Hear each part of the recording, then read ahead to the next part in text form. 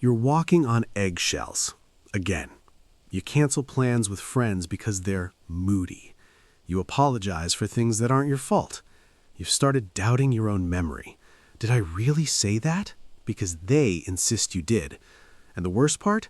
You feel crazy for feeling this way, like you're overreacting. But what if I told you this isn't your fault? What if this is a calculated pattern, one that slowly breaks you down, phase by phase? Stay with me, because in 60 seconds I'll reveal phase 3, the silent erosion most people miss until their spirit is already fractured. And by the end, you'll have one sentence to say that rebuilds your reality when they try to rewrite it. Let's clear something up first. Narcissistic manipulation isn't about you.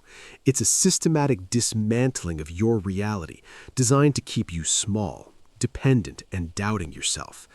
I know this because I spent 3 years in this cycle. I'd journal events to prove my memory wasn't failing. I'd hide texts from friends so they wouldn't worry. I thought I was losing my mind. It wasn't until my therapist asked one question that everything cracked open. When was the last time you trusted your own gut without checking with them first? I couldn't answer, because I hadn't in years. Today, we're covering the 5 phases of narcissistic manipulation. But phase number 3, that's the silent killer. It doesn't look like rage. It looks like concern, and it breaks you from the inside out. I'll break it down at the 5-minute mark, but first, let's talk about phase 1. Phase 1, the bait. They love bomb you. Texts at midnight. You're the one I've been waiting for. Planning futures over coffee. Your nervous system floods with dopamine. You think, finally, someone who gets me. But this isn't love. It's a hook. They're mirroring your deepest desires to build dependency fast. Watch for this tell. The intensity feels too perfect, like a movie script. Real connection builds slowly. Love bombing builds a cage disguised as a castle. And this leads directly to phase 2, the dependency trap. Phase 2, the shift. The texts slow. They forget your birthday. Suddenly, you're the one chasing. Did I do something wrong? You start shrinking your needs to keep the peace, canceling plans, hiding your joy, walking on eggshells to avoid their mood swings. This isn't your fault. You're being conditioned.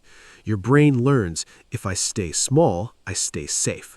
And that conditioning, that sets the stage for the most dangerous phase, the one that makes you doubt your own sanity.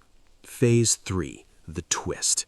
This is the silent killer I promised you. Ready? They don't yell. They say, "You're so sensitive. I was just joking." Or, "You're remembering it wrong. I never said that." Or the quietest weapon of all, "I'm worried about you. Maybe you should talk to someone." Last winter, a client named Chloe described this perfectly.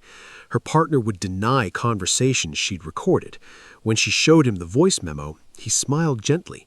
"Babe, you're stressed. Your mind is playing tricks." Within months, she stopped trusting her own memory. She'd stare at her journal entries thinking, "Did this even happen?" Watch for this tell, when you feel relief after they reassure you. That relief isn't peace. It's the moment your reality gets rewritten. And that rewrite, it isolates you from your own truth. Which leads to phase 4, the break. They've cut you off from friends, they don't get us. From family, they're toxic. From your own intuition, you're overreacting. Now you're alone with the narrative they built. You're lucky to have them. No one else would put up with you. This is where the breaking happens. Not with a scream, but with silence. You stop crying because it's not that bad. You stop sharing dreams because they'll just dismiss them. Your spirit doesn't shatter all at once. It erodes, grain by grain, until you forget what your voice sounded like. But here's the truth they never want you to learn. Phase 5, the cycle. They discard you emotionally or physically. Then hoovering. A text, "I miss you." A grand gesture, "I've changed." And your exhausted heart whispers, "Maybe this time." This isn't love. It's addiction. To control, to supply, to the high of pulling you back. And each cycle breaks you a little more. Not because you're weak, but because your nervous system is starving for consistency. If this resonates, breathe. Your confusion isn't weakness. It's proof you're human in a system designed to break humans. And that's where healing begins. Now, let's talk about what to actually do. Forget just leave. That's not helpful when your nervous system is hijacked. Instead, use the reality anchor. One sentence that rebuilds your truth in 10 seconds. I trust what I felt, not what they say I felt. Say it after they gaslight you.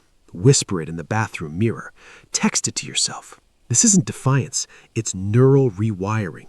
You're proving to your nervous system, I am still here. My truth matters. I did this after my therapist's question cracked me open.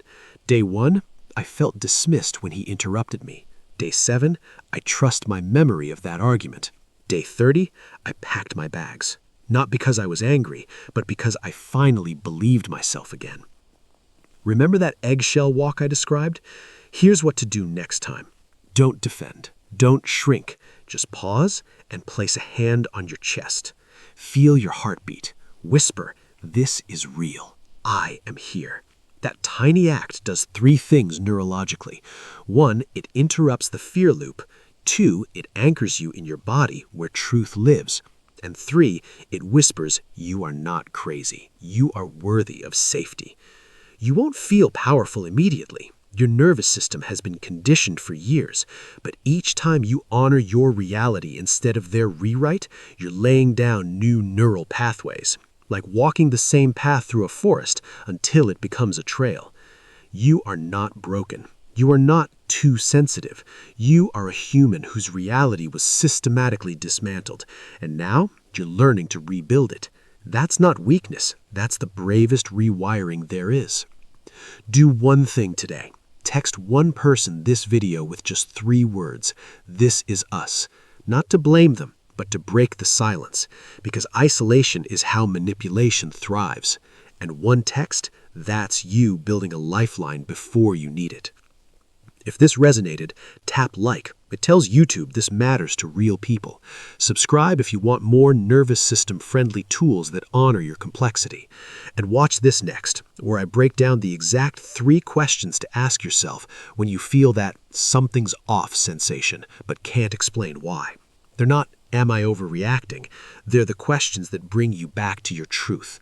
You are not your manipulation. You are the awareness noticing it. And that awareness, that's your freedom starting to breathe. I'll see you in the next one.